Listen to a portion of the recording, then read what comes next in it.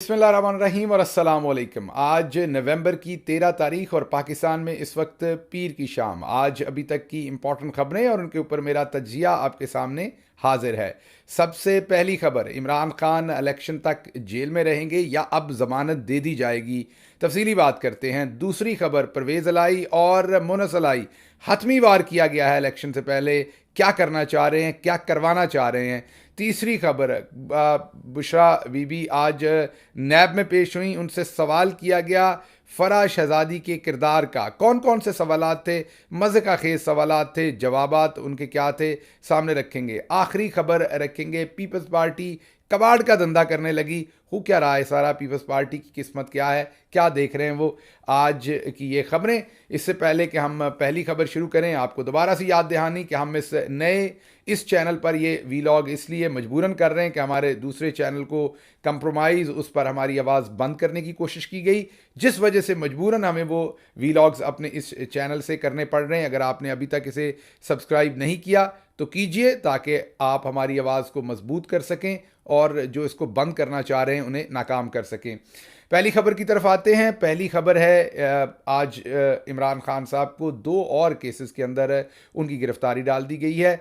आपको पता है कि 93 दिन के बाद उनकी ये गिरफ्तारी डाली गई है। 93 दिन इंतज़ार किया है नैब ने। 2 केसेस हैं। एक केस तो जो है वो आपको बता देते हैं कि वो अल कादर ट्रस्ट यूनिवर्सिटी का केस है, उसमें गिरफ्तारी डाली गई है, और दूसरा तोशा खाना का केस है। पहले तो मैं आपको ये बताऊंगा कि क्या अब इमरान खान को ज़मानत मिल जाएगी। सुबह के वीलॉग में हमने ये कहा था कि अभी उनको ज़मानत शायद ना मिले और जस्टिस तारिक साहब के सामने ये केस लगे और उनका इंतज़ार किया जाएगा। लेकिन जिस तरीके से डेवलपमेंट हुई, अब हमें एनालिसिस शायद चेंज करना पड़ेगा, और मुझे लग रहा है कि शायद अब जस्टिस काजी फ़ाइज़ ईसा साहब मामलात को थोड़ा बैलेंस करने के लिए इमरान खान साहब को ज़मानत दे दें। ये तज्जिया क्यों चेंज हो रहा है, ये तज्जिया जो डेवलपमेंट हुई है पिछले 10-12 घंटे के अंदर, उसकी वजह से चेंज हो रहा है। और वो डेवलपमेंट ये है कि नैब के 2 ऐसे केसेस में जिनमें बनती नहीं थी इमरान खान की गिरफ्तारी, वहाँ डाल दी गई है।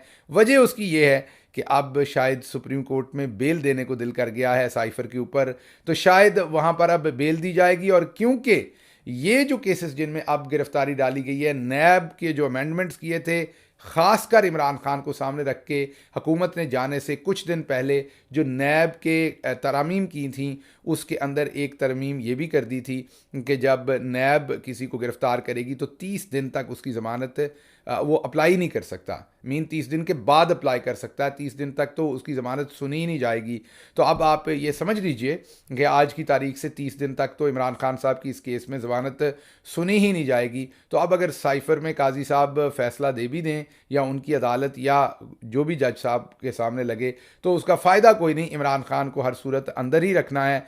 30 दिन तो इस मुकदमे में है, फिर इमरान खान के ऊपर आपको पता है 200 मुकदमात हैं। वैसे तो बड़ी वाज़ेह जजमेंट्स आ चुकी हुई हैं अदालतों की कि एक मुकदमे में जब आप गिरफ़्तार होते हैं तो बाकी तमाम में उसको कंसिडर किया जाएगा और आप तफ्तीश उस वक़्त कर सकते हैं। लेकिन पाकिस्तान में तो कानून ही निराला है। आपको पता है पहले ही जस्टिस तारिक मसूद इस केस को उड़ा चुके हैं, इस फैसले को उड़ा चुके हैं एक दफ़ा KPK के मामलात के अंदर। और अब हर केस में अगर इमरान खान को गिरफ्तार किया जाएगा तो 200 केसेस हैं, तो आप खुद ही समझ सकते हैं कि एक केस में गिरफ्तार करेंगे, ज़मानत लेते 3 से 4 हफ्ते मिनिमम लग जाएंगे। तो ये कितनी लंबी प्लानिंग करके बैठे हुए हैं, लेकिन एक प्लानिंग इनकी है, एक रब की है।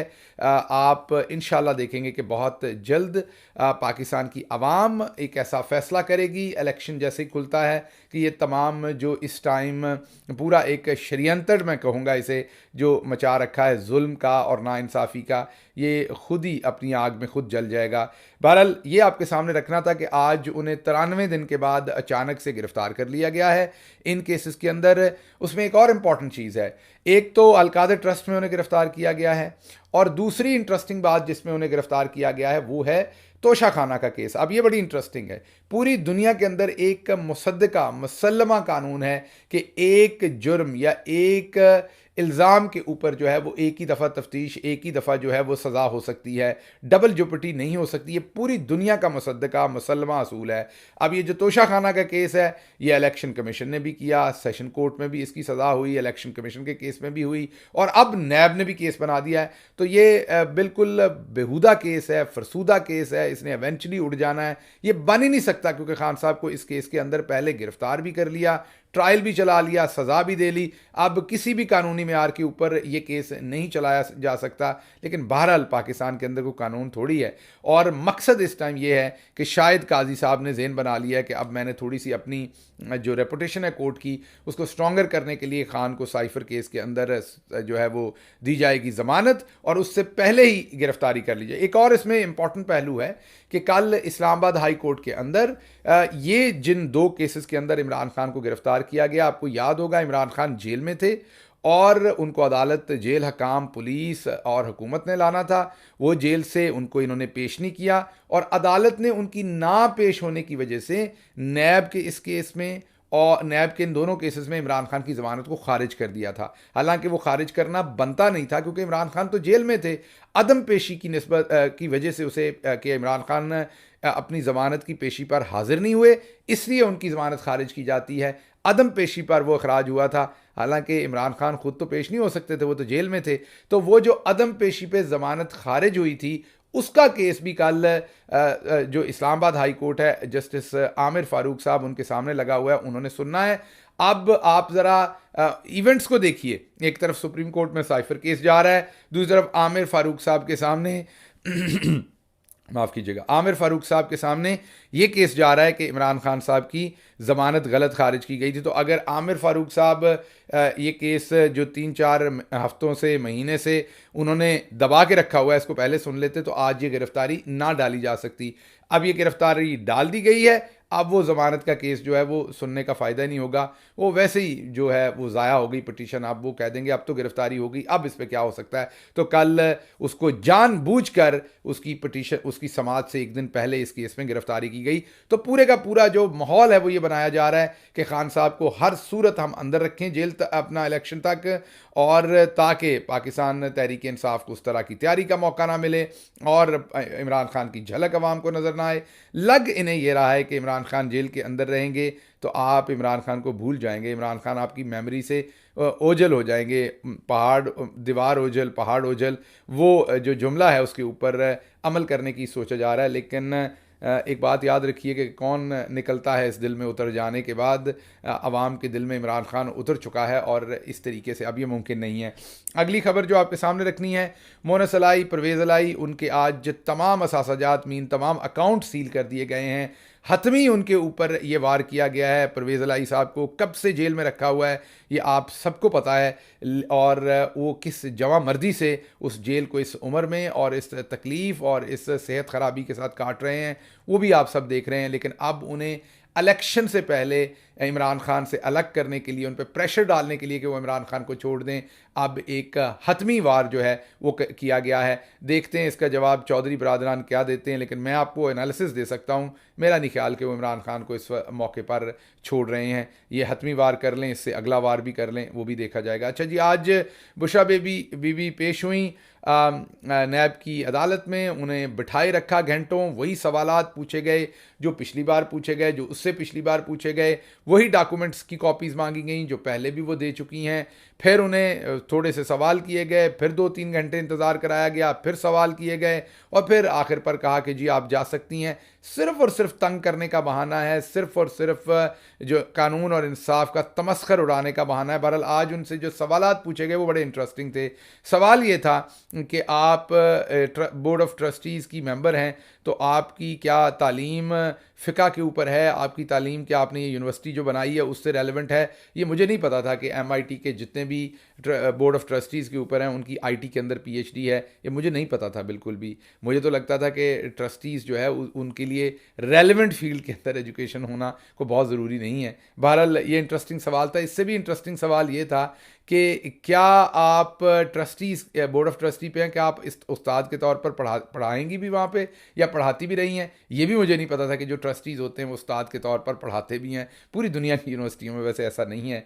फिर आखिरी बात ये कि उन्होंने बुशरा बीबी से पूछा कि फ़रा शहज़ादी का किरदार क्या है, क्या आप उनके फाइनेंशियल मैटर से मुतमईन हैं? अब आप ज़रा इसमें बारीक वारदात देखिए।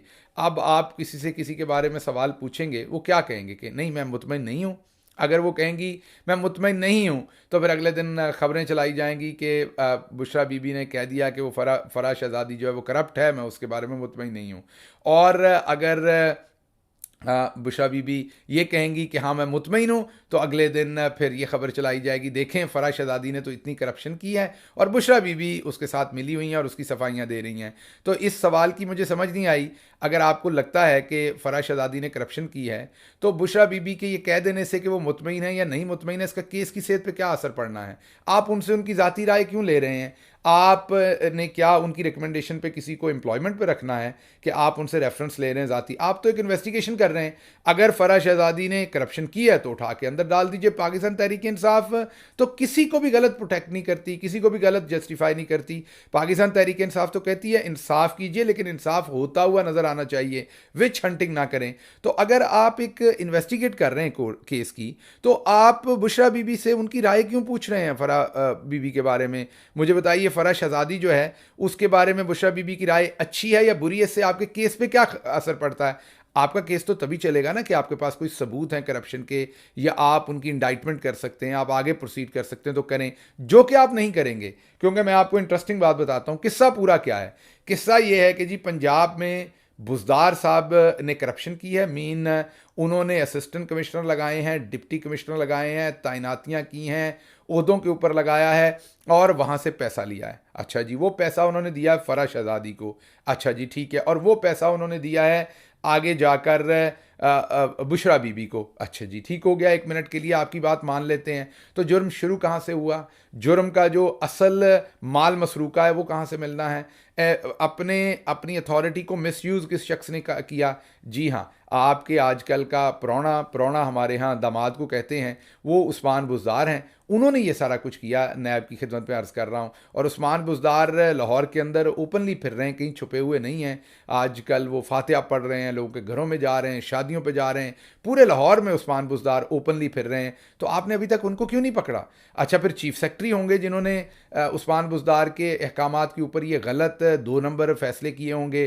फिर वो जो असिस्टेंट कमिश्नर, डिप्टी कमिश्नर, वो सारे ही इस टाइम वही के वही हैं जो सर्व कर रहे हैं पंजाब में। फिर उनमें से कुछ पकड़ के अंदर डालें। रिश्वत देना और रिश्वत लेना दोनों जुर्म है। रिश्वत दे के अपॉइंटमेंट्स करवाई गई और आपको तो सब पता है, आप ये कह रहे हैं, तो आप फिर उन लोगों को अंदर क्यों नहीं डालते? तो ना आपने उस्मान बुज़दार को पूछा, वो खुला फिर रहे हैं। उन्होंने एक स्टेटमेंट दे दिया कि वो इमरान खान से और पीटीआई से अलग हो रहे हैं, और आपने उसके बाद उन्हें बिल्कुल क्लीन चिट दे दी।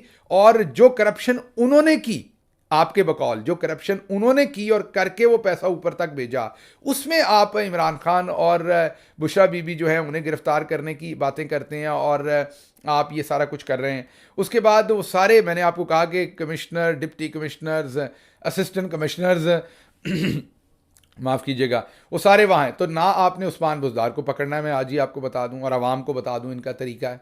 ना आपने कभी फ़रा शहज़ादी को पकड़ना है, ना आप इंटरेस्टेड थे कभी। आप इंटरेस्टेड होते तो हमारी हुकूमत थी, मैं दोबारा रिपीट कर रहा हूँ, हमारी हुकूमत उस वक्त थी, इमरान खान वज़ीर आज़म थे, मैं उनका स्पोक्स पर्सन और मैं उनका स्पेशल असिस्टेंट था। ये मैं बात कर रहा हूँ 9 अगस्त की। अभी तहरीक अदम एतमाद पास नहीं हुई थी। आपने मेरा नाम ईसीएल में, वो ईसीएल नहीं थी फॉर्मली, नो फ्लाई लिस्ट जो है उसमें आपने डाल दिया था ताकि मैं फ्लाई ना कर सकूं।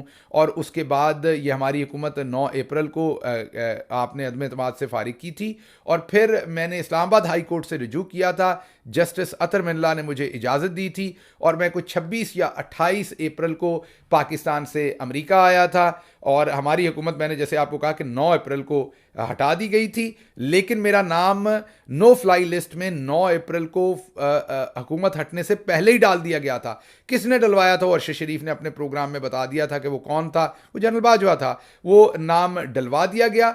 मैं अदालत गया, जस्टिस अतर मिल्ला साहब से मुझे रिलीफ मिला और मैं अमेरिका गया 26 या 28 अप्रैल को, और मैं वापस जब अभी मैं अमेरिका जा रहा था, रास्ते में था इस्तांबुल और शिकागो के रास्ते में मेरे ऊपर 295 बी या सी या ए, मुझे अब एग्जैक्टली दफ़ा याद नहीं कौन सी लगाई गई थी, उसके ऊपर फैसलाबाद मदीना टाउन के अंदर एक FIR दे दी गई कि जो मदीना के अंदर शहबाज शरीफ के ऊपर नारेबाजी हुई है वो मैंने करवाई। मैं जहाज़ में बैठा हुआ था, जब मैं उतरा शिकागो तो पता चला ये FIR हो गई है।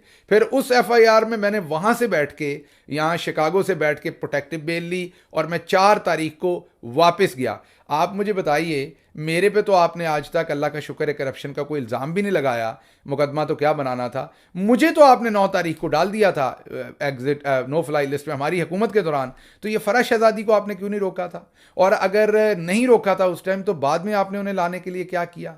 आपने उनके कौन से वारंट इशू किए? आपने किस मुल्क से उनके लिए रब्ता किया? आपने उनके लिए क्या ऐसा माहौल बनाया कि उनको वापस लाना है, या आप कोशिश कर रहे हैं, या किसी मुल्क को आपने उनके माली बदनवानी की कोई ऐसे चीज़, आप सिर्फ मीडिया के ऊपर एक फोटोशॉप्ड झूठा पासपोर्ट जो है वो फैला रहे हैं लोगों को पागल बनाने के लिए कि ये इस मुल्क का पासपोर्ट है, ये उस मुल्क का आपने कभी उन्हें गिरफ्तार करना ही नहीं है। ना आपने उस्मान बुज़दार को कभी गिरफ्तार करना है, ना आपने कभी फ़राज शहज़ादी को गिरफ्तार करना है, बल्कि आपने सिर्फ निशाना बनाना है इमरान खान को, और वो निशाना आप बना रहे हैं इस वक्त बुशरा बीबी के थ्रू, उनको सामने रख के। तो ये आपका पूरे का पूरा जो प्लॉट है ये सारा फ्लॉड है, इसमें कहीं पर आपको ज़रूरत नहीं है इनमें से किसी को गिरफ्तार करने की, ना आप इन्हें गिरफ्तार करना चाहते हैं, ना आपकी ये डिमांड है। इसके साथ ही मुझे इजाज़त दीजिए। अल्लाह आपका हामी नासिर हो। पाकिस्तान जिंदाबाद।